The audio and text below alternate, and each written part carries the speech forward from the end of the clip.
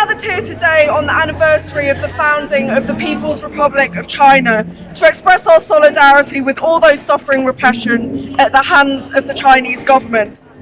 From freedom fighters in Hong Kong, whose protests and demonstrations for democracy have resulted in the most horrific police brutality, to the Tibetan people who have fought for years for the right to self-determination, to, of course, the Uyghur people who are experiencing forced slave labour in concentration camps and mass imprisonment.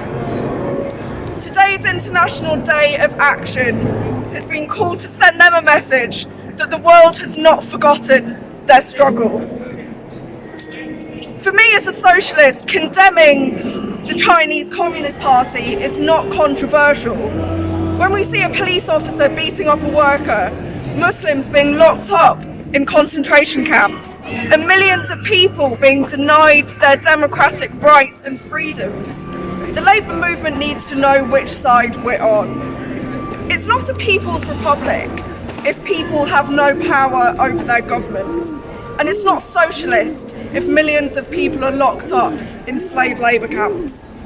But let's be clear, opposing tyranny and opposing genocide does not mean that we have to side with imperialism.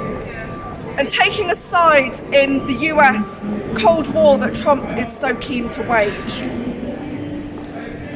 While Trump and Xi Jinping might be enemies, they actually have far more in common than they'd probably like to admit.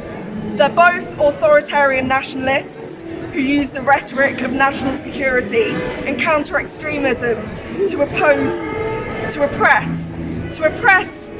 ethnic, national and religious minorities. They use the language of the war on terror. Now that's something that could have come straight out of the US Republican handbook. But just as national authoritarians across the world, whether it's in the UK, in China, in India, in Brazil, have a lot in common, so do working class people across the world. It's a favourite tactic of the far right, of the rich and of the powerful, to try to divide working class people, to tell us that our enemy is a fellow worker in another country, rather than the ruling elite in any of our own countries.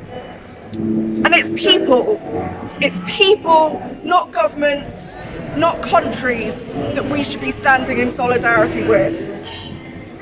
Whilst the newspaper headlines might be preoccupied with tensions between China and the US, I believe there is a more important global struggle here, and that's between oppressors and the oppressed. And in this conflict, we need to take a side, the side of freedom, of democracy and human rights, against nationalism, racism and imperialism, whatever flag it's cloaked in. Solidarity, everyone.